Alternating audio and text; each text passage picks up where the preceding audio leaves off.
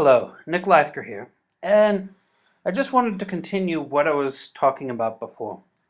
You recall last time I introduced this idea of a value stream map where you get a visual representation of each of the steps that are occurring within a process, how long they take, how long a particular item is at this location, things like flows of information, flows of material, and in essence, how long it takes for a product to go from beginning to end through a process, warts and all, including times that it may be waiting to be worked on. And I mentioned that we needed to first come up with this current state. Well, what we then do, once we have the current state and we've decided on that, is it's time to take it to the next level. It's time to start fixing things. It's time to start making a plan for the future. What do we want our process to look like based on where it is now? And to that end, we have what's known as a future state value stream map. This is a plan of what we want it to be. So let's take a look at some of these changes. We've taken the welding and assembly steps, all of them, and combined them into one work cell. You have several people working in this cell, but in one work cell. That way, it goes through all of the welding and all of the assembly in one go. The product goes through all the welding and assembly in one go, rather than having to wait between each step. Other changes. You'll note that the deliveries occur once a day. Instead of having deliveries of raw materials twice a week, we have what's known as a milk run, where it occurs once each day. Other things, you'll note that that the orders come to us in batches of 20, that we handle these in batches of 20. That's another thing, another change that's occurred here.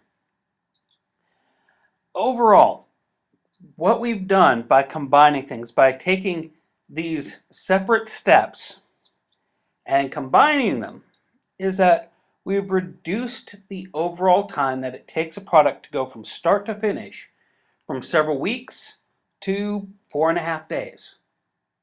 That way we have a lot less inventory.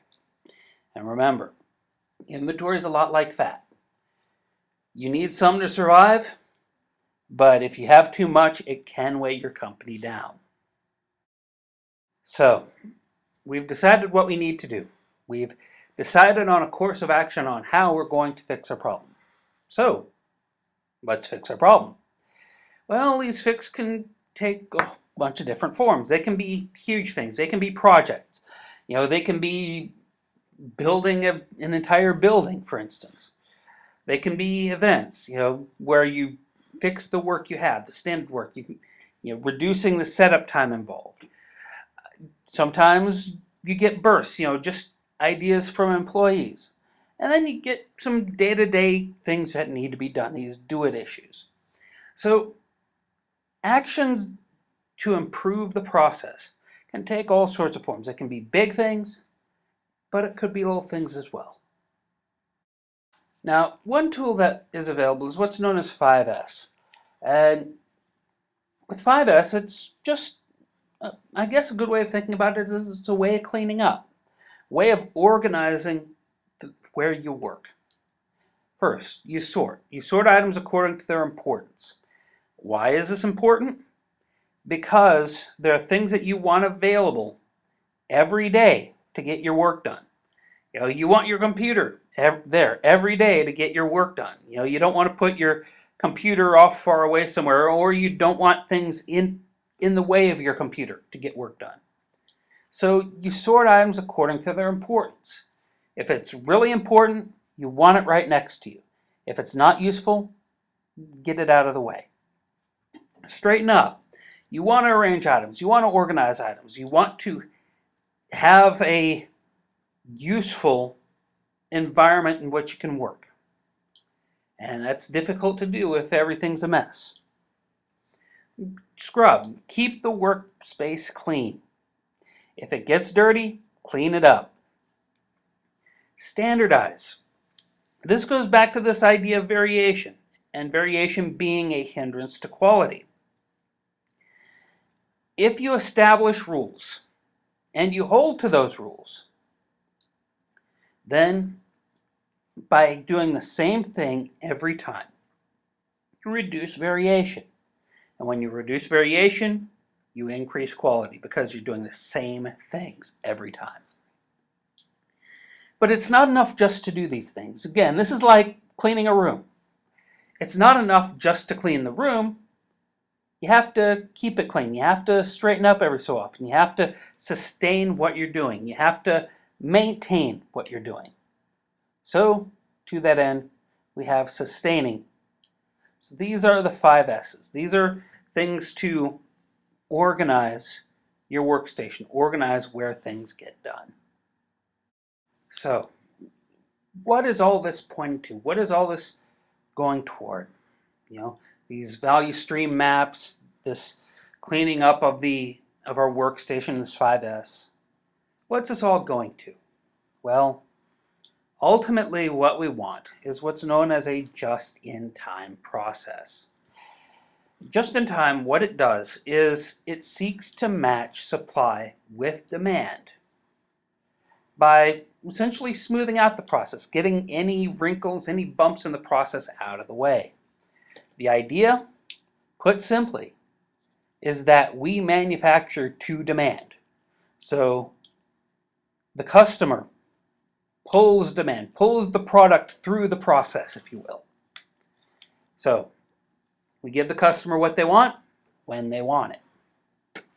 Now, there's 3 things that are important to this, 3 things that need to happen to have a just-in-time process.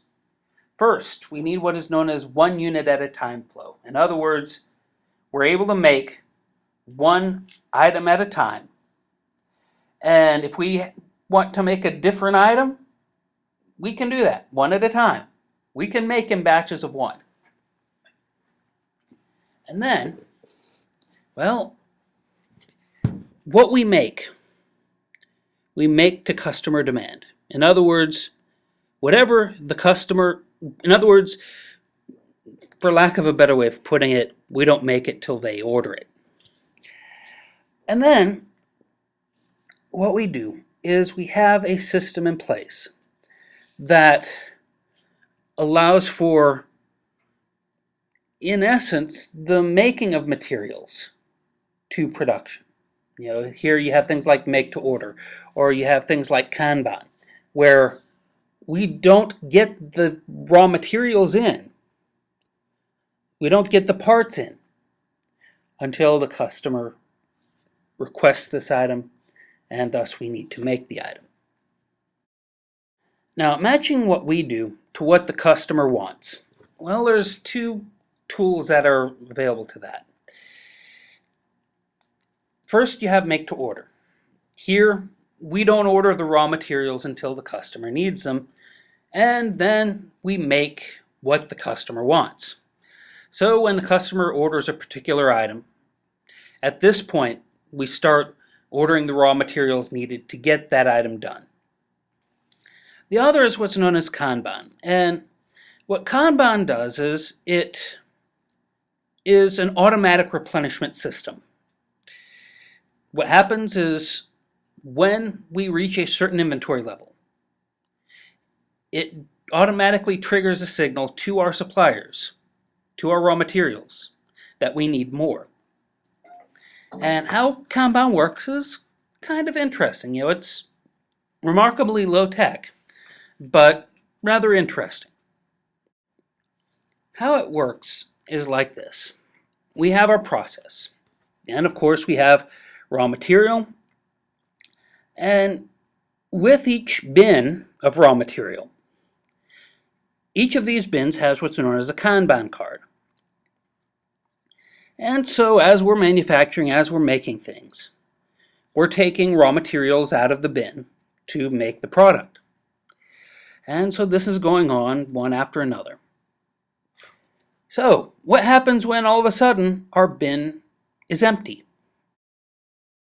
Well, once the bin is empty, we don't need the bin anymore, and we certainly don't need the card anymore.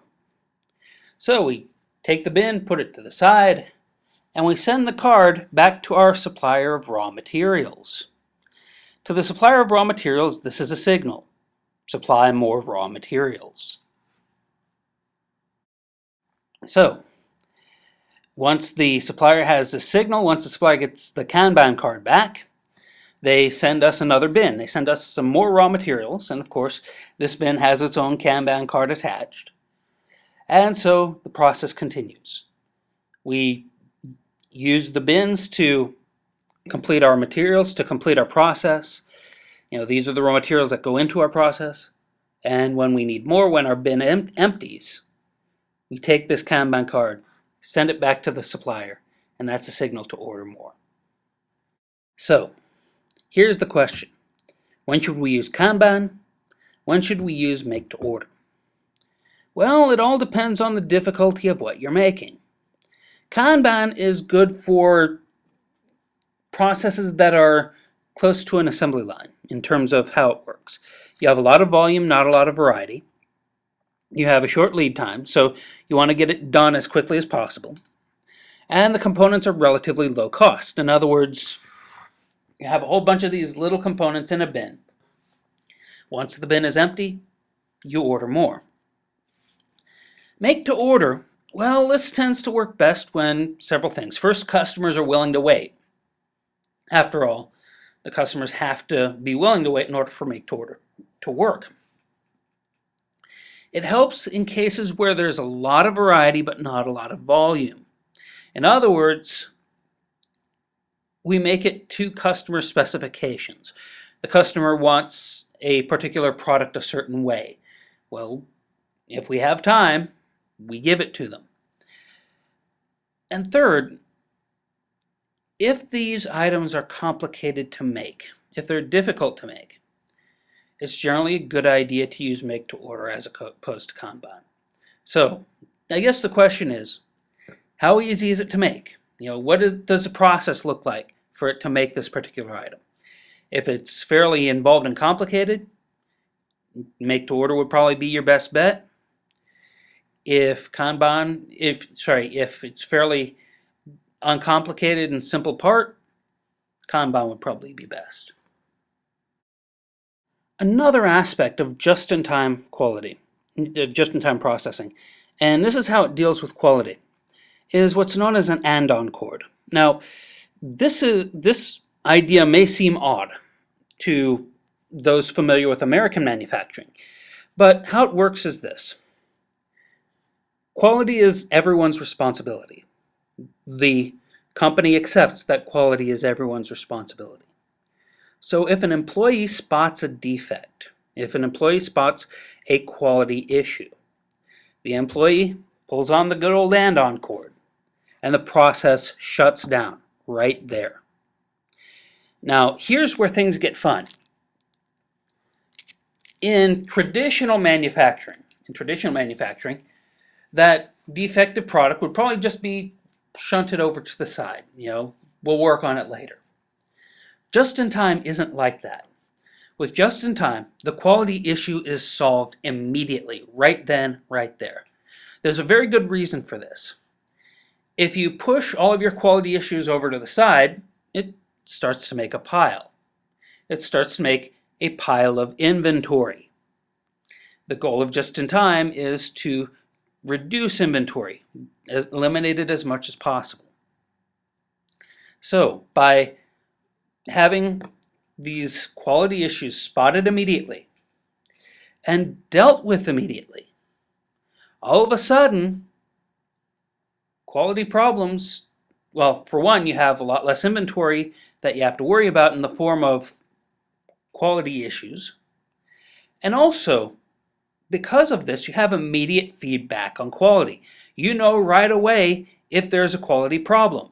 And as such, well, you don't want that and-on cord being pulled all the time, so that quality issue gets dealt with immediately.